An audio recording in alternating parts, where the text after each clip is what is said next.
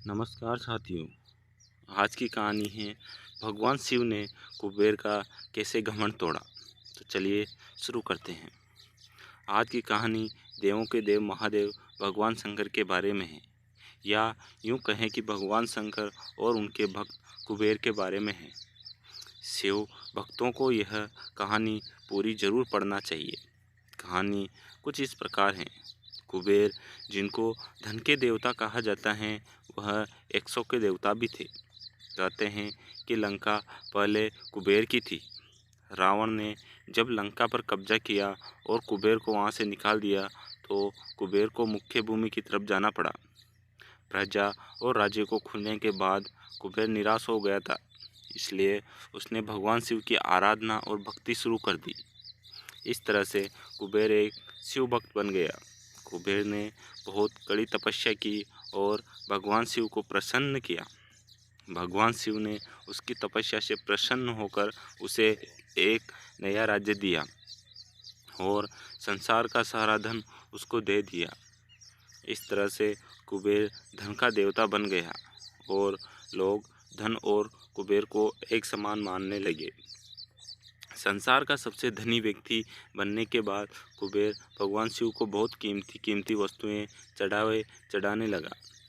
धीरे धीरे उसे लगने लगा कि वह शिव को इतना महान भक्त हैं और वह इतनी सारी बहुमूल्य वस्तुएं भगवान शिव को चढ़ाता है। लेकिन सत्य तो यह था कि भगवान शिव ने कभी भी उसकी चढ़ाई विभूति के अलावा किसी और वस्तु को छुआ तक नहीं था। कुबेर, जो यह मानने लगा था कि वह अब भगवान के लिए कुछ भी कर सकता है और उन्हें जो चाहिए वह दिलवा सकता है। कुबेर एक बार शिव के यहाँ पहुँचा और उसने कहा, मैं आपके लिए कुछ करना चाहता हूँ। आप मुझे बताइए, मैं आपके लिए क्या कर सकता हूँ। भगवान शिव ने कहा, तुम मेरे लिए कुछ नहीं कर सकते, क्योंकि कुछ करने के लिए मेरी कोई आवश्यकता है ही नहीं।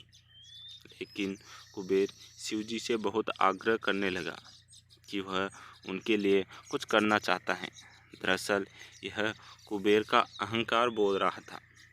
भगवान शिव ने अपने भक्त को सही मार्ग पर लाने के लिए एक लीला रची। शिवजी ने कहा, देखो कुबेर, मुझे तो कुछ भी नहीं चाहिए। अगर तुम करना ही चाहते हो तो वह जो बालक हैं, भगवान शिव ने गणेश जी की तरफ उंगली दिखाते हुए कहा, वह भूखा रहता है। उसे एक दिन अच्छे से पेट भरकर खाना खिला दो। बस इतना ही मेरे लिए काफ़ी होगा।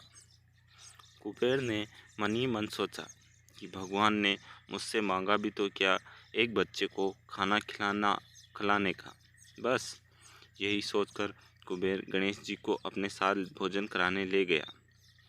शुरू में कुबेर ने अपने कुछ रसोइयों द्वारा खाना बनाकर गणेश जी को स्वादिष्ट खाना परोसा।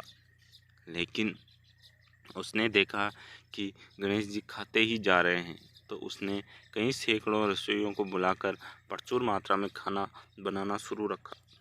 एक तरफ खाना बनता जा रहा था और एक तरफ गणेश जी उसे खाते जा रहे थे। गणेश जी को इतना खाते देख कुबेर जी की चिंता बढ़ने लगी।